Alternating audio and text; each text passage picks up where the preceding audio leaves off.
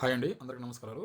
ఈరోజు మన తెలుగు రాష్ట్రాల్లో ఉన్న రైతులకు వాతావరణ శాఖ ఒక శుభవార్త అయితే చెప్పడం జరిగిందండి. ఈరోజు దానికి సంబంధించి పూర్తి సమాచారం ఈ వీడియోలో అయితే ఇచ్చే ప్రయత్నం అయితే చేస్తాను.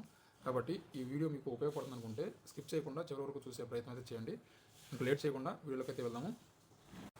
వివరాల్లోకి వెళ్ళినట్లయితే తాజాగా వాతావరణ శాఖ తెలుగు రాష్ట్రాల ప్రజలకు ఒక గుడ్ న్యూస్ అయితే చెప్పిందండి. తెలంగాణ, ఆంధ్రప్రదేశ్ రాష్ట్రాల్లో రాబోయే 10 రోజుల పాటు భారీ నుంచి అతి భారీ వర్షాలు కురుస్తాయని చెప్పింది. ఈ ఏడాది వర్షాల కోసం జనం ఎంతగానో ఎదురు చూస్తున్నారు. నిజానికి ఇప్పటికే భారీ వర్షాలు కురవాల్సి ఉండగా ఈసారి వరుణుడు కాస్త ఆలస్యం అయితే చేయడం అయితే జరిగిందండి. ప్రతి సంవత్సరం జూన్ మొదటి వారంలో నైరుతి ఋతుపవనాలు కేరళ రాష్ట్రాన్ని తాగుతాయి. ఆ తర్వాత 15 రోజులకు తెలంగాణ రాష్ట్ర వ్యాప్తంగా వర్షాలు కురుస్తాయి. కానీ జూలై నెల వచ్చినా కూడా ఆశించినంత వర్షాలు అయితే కురవడం లేదు.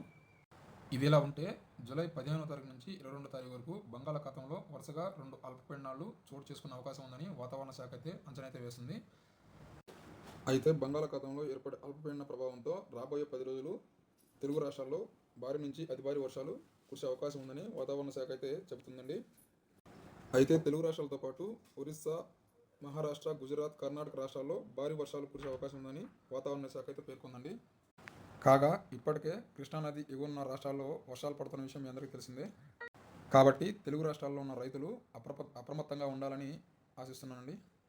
ఓకే ఫ్రెండ్స్, ఇది ఫ్రెండ్స్ వాళ్ళ అప్డేటు. ఈ వీడియో మీకు నచ్చినట్లయితే లైక్ చేయండి, కామెంట్ చేయండి. అదేవిధంగా ఈ వీడియోని తోటి రైతులకు కూడా షేర్ చేయండి, అది వారు కూడా తెలుసుకుంటారు.